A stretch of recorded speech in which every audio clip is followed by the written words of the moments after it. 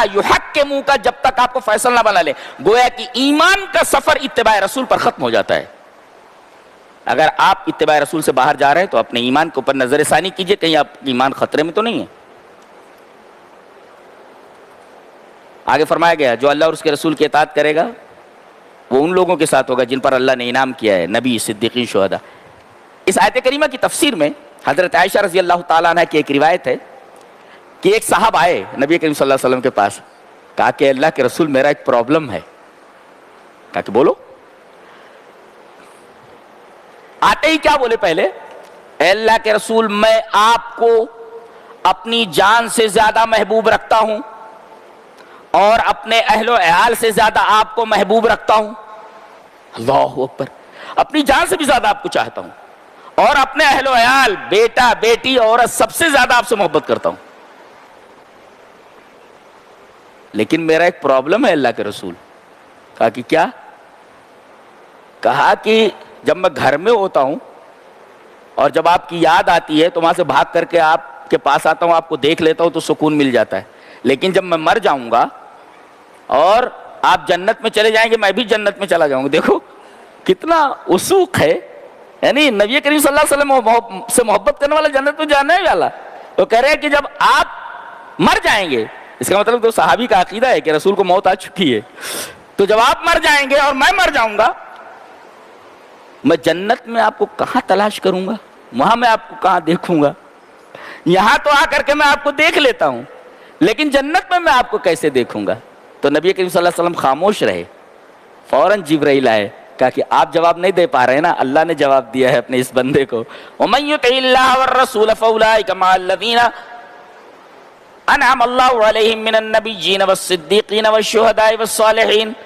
جو اللہ اور اس کے رسول کی اطاعت کرے گا وہ نبیوں کے ساتھ ہوگا. تو رسول سے محبت کر رہا ہے نا، المرء مع من احب، آدمی اسی کے ساتھ اٹھایا جائے گا جس سے محبت ہوگی. اب موبائل کے ساتھ محبت ہے تو موبائل کے ساتھ اٹھایا جائے گا. ٹیڑھے ٹیڑھے چل رہا ہے تو ٹیڑھے ٹیڑھے اٹھایا جائے گا. کیا کریں؟ ٹیڑھے ٹیڑھے چل رہا ہے، ٹیڑھے ٹیڑھے چل رہا ہے. فرمایا گیا اینما تکونوا یدرککم الموت ولو کنتم فی بروج مشیدہ. تم جہاں کہیں بھی رہو موت تمہیں پکڑ لے گی، اگرچہ تم سیمنٹڈ برجوں کے اندر کیوں نہ ہو. موت کو کوئی چیز نہیں روک سکتی. بڑے سے بڑے قلعے میں رہو، موت کا فرشتہ آ جاتا ہے، چل بیٹا کام ختم، the story is going to finish. ختم، کہانی ختم. سب خواب میں ہیں ہم لوگ، حقیقت ابھی دیکھا کہاں ہم نے؟ مرنے کے بعد حقیقت سمجھ میں آتی. سب خواب ہے، یہ متاع الغرور ہے، دھوکے کا سامان ہے. یہ قرآن حکیم بولتا ہے. اور قرآن حکیم پڑھنے کے بعد دنیا کی ویلو معلوم ہو جاتی، کتنی بیکار قسم کی، ان ویلوڈ ہے، بالکل کسی کام کی نہیں، کسی کام کی نہیں، خالی دھوکہ دیتی ہے. ایک عورت ہے، ابھی دیکھا میں نے، تو فلم میں تھی. وہ بچپن سے اس کا ارادہ یہ تھا، تمنا یہ تھی کہ میں فلم اسٹار بن جاؤں. بہت پیسہ کمایا اس نے، لیکن کہتی تھی پیسہ ہونے کے بعد بھی سکون نہیں ملتا تھا، سکون نہیں ملتا تھا، دل کچھ اور چاہتا تھا. قرآن پڑھنے کے بعد معلوم ہوا 13ویں پارے میں الا بذکر اللہ تطمئن القلوب، اللہ کے ذکر سے دل مطمئن ہوتا ہے. اس کا مطلب یہ ہوا کچھ بھی دل کو دے دو. جیسے بچہ ہوتا ہے، یہ دنیا کی جو نعمتیں ہیں اور دنیا کے جو ساز و سامان ہیں اس کی مثال، اور اطمینان قلب کے رب تعالیٰ کی مثال ایسے ہے جیسے بچہ جب بھوکا ہوتا ہے اور ماں کسی کام میں ہے، بچہ رو رہا ہے رو رہا ہے رو رہا ہے، باپ چلا رہا ہے بھائی دودھ پلاؤ نا اس کو، کتنی دیر سے چلا رہا ہے دماغ خراب کیے ہوئے. اب ماں کام میں ہے تو کیا کرتی ہے، وہ پلاسٹک کی جو نپل ہوتی ہے نا اس کے منہ میں ڈال دیتی ہے، وہ چپ چپ چپ چپ کرتا رہتا ہے وہ. لیکن یہ جتنا چپ چپ چپ چپ کر رہا ہے سکون مل رہا ہے اس کو. تھوڑی دیر کے لیے عارضی طور پر وہ چپ ہو جاتا ہے. جب تک ماں اسے اپنی گود میں لے کر کے اپنا دودھ نہ پلائے تب تک اسے سکون نہیں ملتا. تو یہ دنیا جو ہے نا یہ اسی نپل کی طرح ہے، سب نپل چوس رہے ہیں، سب وہ نپل چوس رہے. کیسے لوگ ہیں سب؟ الا بذکر اللہ تطمئن القلوب. واللہ قرآن کو جب پڑھتا ہوں اتنا مزہ آتا ہے، اے ہے تہجد میں اللہ کے سامنے رونے پر جتنا مزہ آتا ہے. میرا خیال ہے دنیا میں کہیں وہ لذت ملتی نہیں جو لذت رب کے ذکر میں. کر کے دیکھو, کر کے دیکھو.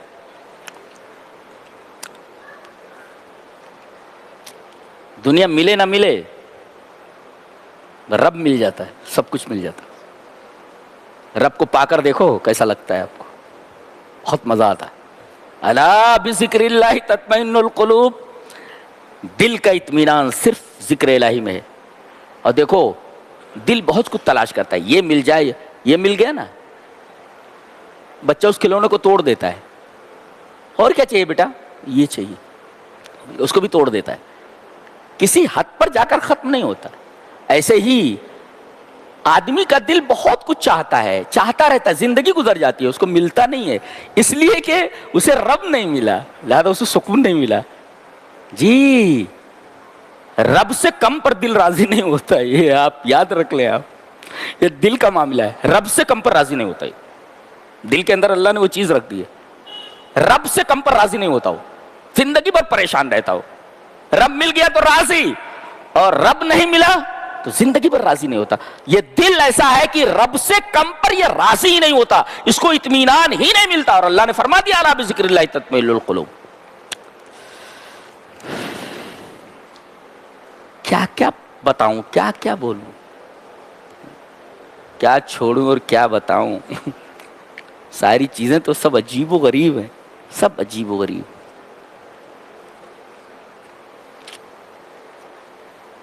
اس کے بعد یہ ارشاد فرمایا گیا, میاں بیوی میں نہیں بن رہا ہے. اللہ فرما رہے جدا ہو جاؤ نا, سیدھا سا مسئلہ ہے. اللہ نے فرمایا وَإِن يَتَفَرَّقَا يُغْنِ اللَّهُ كُلًّا مِّن سَعَتِهِ, فائدہ بھی بتایا گیا. اگر دونوں آرام سے الگ ہو جاتے ہو, زندگی کو گھسیٹا نہیں جاتا, لڑکے کو لڑکی پسند نہیں ہے, لڑکی کو لڑکا پسند نہیں, جدا ہو جاؤ, قرآن کہتا ہے.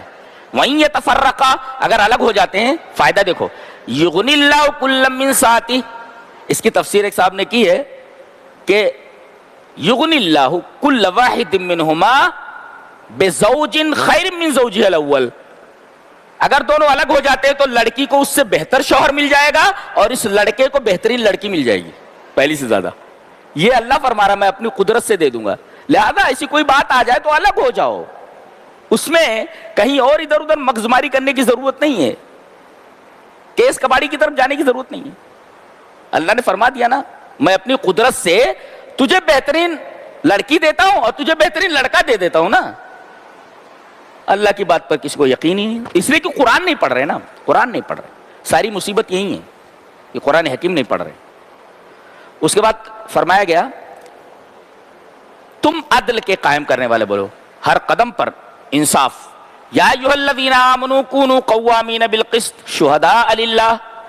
ایک تو یہ ہے کہ انصاف کو قائم کرو, اور جب گواہی دو تو حق کی گواہی دو. شہداء للہ کا مطلب گواہی اگر دو تو واقعے کے مطابق ہو, اس میں تمہارے جذبات کا دخل نہیں ہونا چاہیے, جذبات کا دخل نہیں ہونا چاہیے.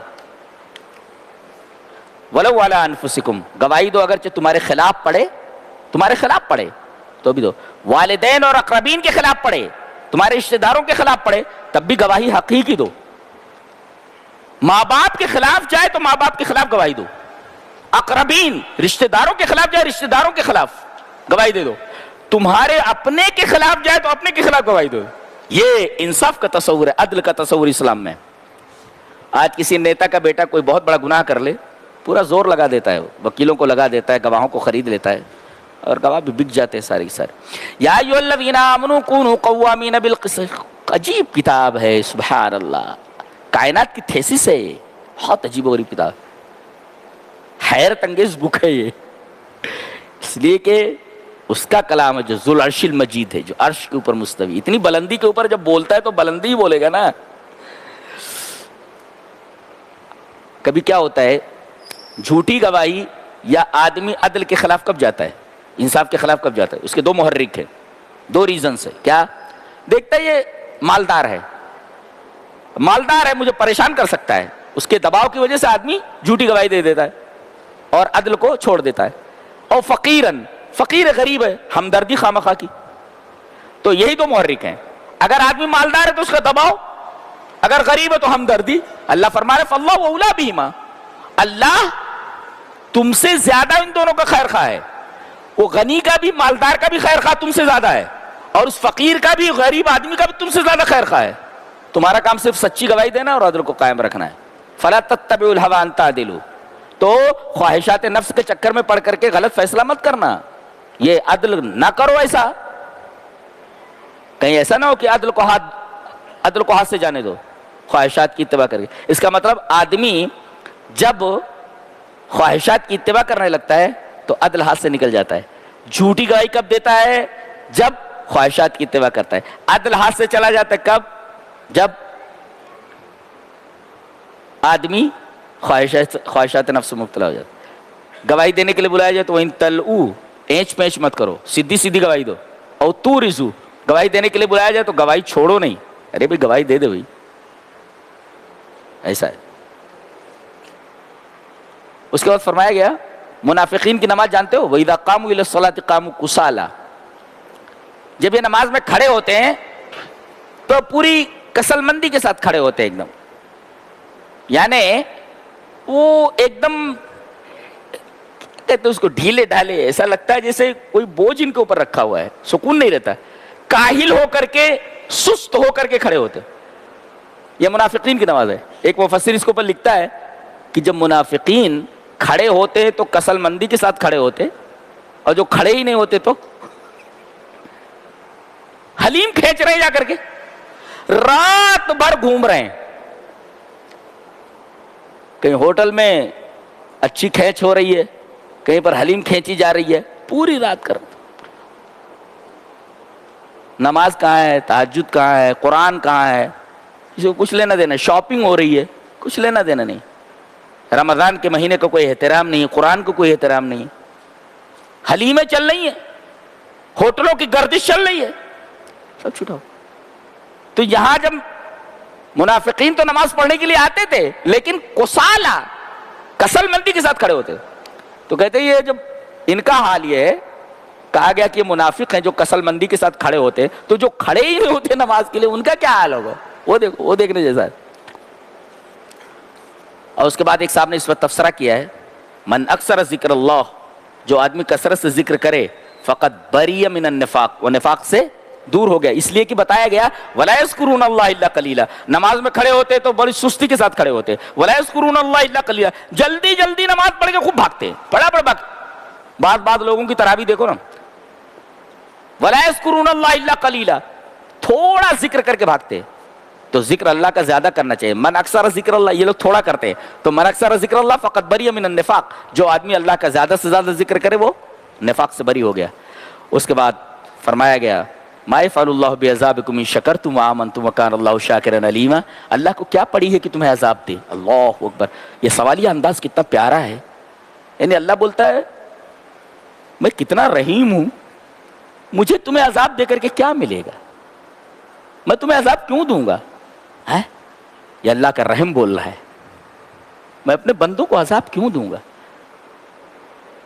ان شکرتم وآمنتم, اگر وہ شکر ادا کریں اور ایمان لائیں. دنیا میں جب لوگوں پر عذاب آیا ہے, جانتے ہیں دنیا میں انسانوں پر تب عذاب آیا ہے جب انہوں نے دو چیزیں کی ہیں. ایک تو ناشکری, شکرتم وآمنتم, گویا کہ شکر کی ضد ناشکری اور ایمان کی ضد کفر.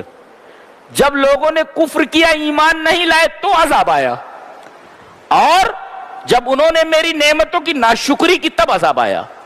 گویا اللہ کب عذاب نازل کرتا ہے, جب آدمی کفر کرے, اور جب اللہ نعمتیں دے اور نعمتوں کی ناشکری کرے. اللہ نے کتنا نوازا ہے لوگوں کو, ایسا لگتا ہے جسے دنیا سے سب اپنی قبر میں لے کر کے چلے جائیں. کروڑوں روپیہ ہیں. بار بار اعلان کیا جا رہا ہے کہ مسجد جو ہے 11 لاکھ کی مقروض ہے. ارے دے دو, تمہاری آخرت بن جائے گی نا. 100 روپیہ دے رہے, 50 روپیہ دے رہے, کیا ہونے والا اس سے. زیادہ سے زیادہ نکالو, اور کوئی اچھی پراپرٹی ہو, مال محبوب ہو, بیچ کر کے مسجد کو دے دو, کوئی اچھی پراپرٹی بیچ کر کے دو نا. ما یفعل اللہ بعذابکم ان شکرتم وآمنتم وکان اللہ شاکرا علیما. اللہ نعمت دے تو اس کا شکر ادا کرنا ضرور ہے. شکریہ یہ ہے کہ مال اگر دے رہا ہے تو اللہ کی راہ میں مال محبوب خرچ کرو. ایک دفعہ زندگی میں کم سے کم مال محبوب خرچ کر کے بتاؤ. تو تب عذاب آیا ہے قوموں پر جب دو چیزیں انہوں نے کی ہیں. ایک تو ان شکر تم، جب ناشکری کی ہے، وہ آمن تم، ایمان کی ضد کفر کیا. تو یہ دو چیزوں سے ہمیں بچنا چاہیے. جی اللہ ہمیں نیک عمل اور اچھی سمجھ کی توفیق عطا فرمائے. وآخر دعوانا الحمدللہ رب العالمین.